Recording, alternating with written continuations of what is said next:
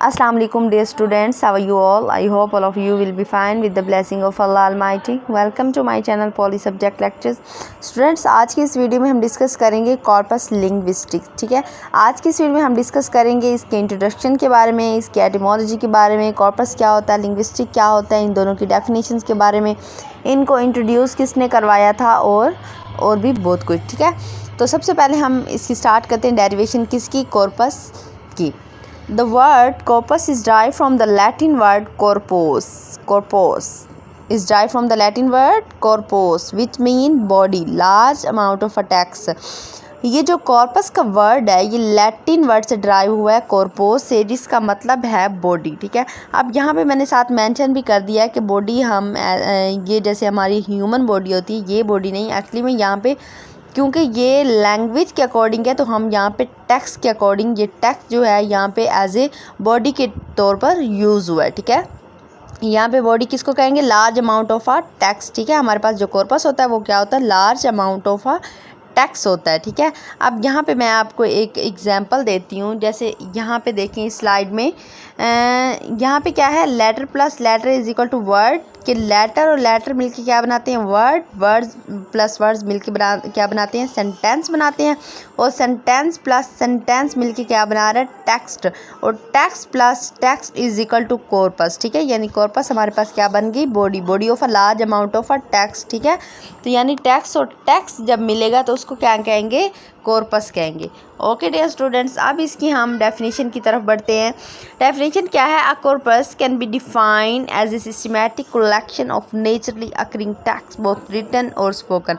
अब हमारे पास जो कॉर्पस है वो क्या है, ये एक सिस्टमैटिक कलेक्शन है किसी भी वर्ड्स का, किसी भी टेक्स्ट का जो कि नेचुरल अकरिंग में होता है. ठीक है, जैसे फॉर एग्जांपल कोई भी हम जैसे मैं अटरेंस कर रही हूँ, मतलब मैं बोल रही हूँ, आप तक एक मैसेज कन्वे हो रहा है, आप जो है कॉर्पस लिंग्विस्टिक का कंसेप्ट समझ रहे हैं, तो ये मेरा क्या है, नेचुरल अकरिंग है. ठीक है, इसमें कोई मेटाफर, कोई सिमली या कोई फिगर ऑफ स्पीच मैंने ऐड नहीं किया. ठीक है, जैसे लफ्ज़ लिखा हुआ है उसी को same as it is pronounce कर रही हूँ, आप तक पहुँचा रही हूँ, तो ये क्या होगा, नेचुरली अकरिंग टेक्स्ट है. ठीक है, यानी हम इसमें क्या करते हैं कि जो ऐसी स्टडी करते हैं वर्ड्स की जो कि नेचुरल अकरिंग में होते हैं, या तो वो रिटन में भी हो सकते हैं और स्पोकन में भी हो सकते हैं. ओके डियर स्टूडेंट, या हम ये भी कह सकते हैं कि ये जो कॉर्पस है इसकी जो इब्तिदा हुई थी, जो इत्तका हुई थी, जो एवोल्यूशन हुई थी, इसकी एक्चुअली में कंप्यूटर की इन्वेंशन के साथ हुई थी. ठीक है, corpus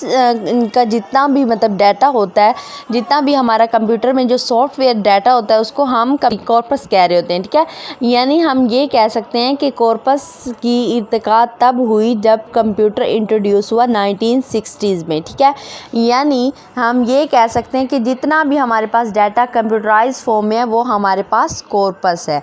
okay dear students, computer से पहले जितना भी डाटा था हमारे पास, जो डाटा था जो रॉ फॉर्म में था, यानी बुक्स की फॉर्म में था, मिलियन ऑफ बुक्स थी, लेकिन जो डाटा था वो डिफरेंट बुक्स में स्प्रेड था. ठीक है, फैला हुआ था, उसको कंपाइल करने में बहुत टाइम लगा. ठीक है, कंप्यूटर जब इंट्रोड्यूस हुआ तो बहुत सारे जो मतलब क्रिटिक्स थे, या मतलब हम कह सकते हैं कि जो राइटर थे, जो फिलोसफर थे, उन्होंने जितना भी डाटा था, जो रॉ डाटा था, मतलब जितना बुक्स की फॉर्म में स्प्रेड हुआ था, उसको उन्होंने यकजा फॉर्म में किया, यानी कंपाइल किया. किस फॉर्म में, शॉर्ट फॉर्म में लेके आए. और आज हम search engine as a Google use करते हैं, तो हम कोई भी वर्ड लिखें, कोई भी उसकी ट्रांसलेशन आप जान सकते हैं, उसकी एटिमोलॉजी जान सकते हैं, उसकी रूट जान सकते हैं, उसकी बेस जान सकते हैं. ईच एंड एवरीथिंग हमारे सामने डिफरेंट, यानी एक वर्ड है वो नाउन के तौर पे कैसे यूज़ हो रहा है और वही सेम वर्ड वर्ब के तौर पर कैसे यूज़ हो रहा है. तो मतलब डिफरेंट जो वर्ड्स की मतलब यूजेज है, उसका सिमेंटिक है, सिंटैक्टिकली उसका यूज़ है, ईच एंड एवरीथिंग हमारे सामने होता है. तो ये किस बेस पे होता है, हमारा कंप्यूटराइज बेस पे होता है. ठीक है, ये किसकी वजह से मुमकिन हुआ, कंप्यूटर की वजह से. ओके डियर स्टूडेंट, नेक्स्ट इसकी ही कुछ डेफिनेशन है. Corpus linguistic is the study of language as that language is expressed in its वही ओरिजिनलिटी फॉर्म आ गई कि मतलब एक एक ऐसी स्टडी ऑफ लैंग्वेज है जिसमें लैंग्वेज जो होती है ना वो बिल्कुल ऐसे ही एक्सप्रेस की जाती है जैसे वो टेक्स्ट की फॉर्म में होती है, यानी ओरिजिनल फॉर्म में ही उसको एक्सप्रेस कर दिया जाता है। ठीक है, उसके बाद है computerised database created for linguistic analysis, यानी इसमें कौन सा डाटा फॉल आउट करता है, ऐसा डाटा जो कि कंप्यूटराइज्ड डेटाबेस होता है। ठीक है, लिंग्विस्टिक एनालिसिस के लिए, यानी लैंग्वेज को एनालिसिस करने के लिए, यानी सिमेंटिकली उसको, सिंटैक्टिकली, प्रैग्मेटिकली, यानी डिफरेंट चीज़ों के अकॉर्डिंग जब हम उसको एनालिसिस करते हैं तो वो हमारे पास कॉर्पस लिंग्विस्टिक होता है। ठीक है, ओके डियर स्टूडेंट, उसके बाद है it is the study of language using its corpora.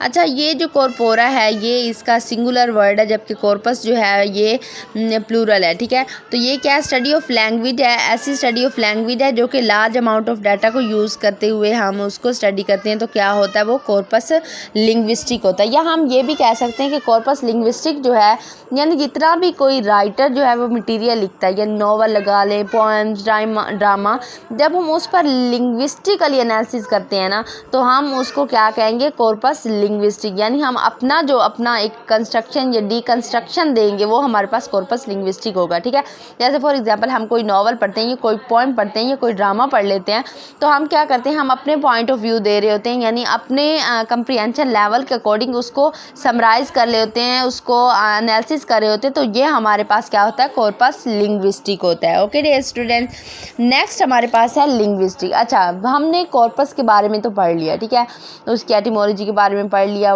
Letter से लेटर किस तरह से मिलके वर्ड्स बनाते हैं, वर्ड से वर्ड किस तरह से मिलके सेंटेंस बनाते हैं, और सेंटेंस टेक्स्ट बना रहे होते हैं, टेक्स्ट प्लस टेक्स्ट फॉर्मेशन जो होती है वो हमें कॉर्पस देती है। ठीक है, तो ये तो हमने इसके बारे में पढ़ लिया कि किस तरह से कॉर्पस फॉर्म होता है, उसकी डेफिनेशन क्या है, उसकी एटिमोलॉजी क्या है, उसको एक फॉर्मेशन मेथड क्या है उसका, ईच एंड एवरीथिंग हमने पढ़ लिया। ठीक है, लेकिन जो लिंग्विस्टिक है इसमें लिंग्विस्टिक क्या है। ठीक है, लिंग्विस्टिक जैसे कि आप सबको पता है कि साइंटिफिक स्टडी ऑफ लैंग्वेज होती है, किसी भी लैंग्वेज की जब हम साइंटिफिकली स्टडी करते हैं तो उसको हम लिंग्विस्टिक कह रहे होते हैं। ठीक है, लिंग्विस्टिक जो है ये ड्राइव हुआ है लैटिन वर्ड से लिंगुआ विच मीन टंग, जिसका मतलब होता है ज़बान। ठीक है, यानी हमारी लैंग्वेज से रिलेटेड है। हम लैंग्वेज किस लिए यूज़ करते हैं, हमारे पास एक ऐसा टूल है, टूल ऑफ कन्वेइंग, ठीक है, इमोशन फीलिंग टू अदर, मतलब हम अपनी इमोशन फीलिंग आइडियाज़ और तमाम तरह अपने जो कंसेप्ट होते हैं वो किसके थ्रू करते हैं, अपनी लैंग्वेज के थ्रू, अपने टंग के थ्रू हम दूसरों तक पहुंचा रहे होते हैं। ठीक है,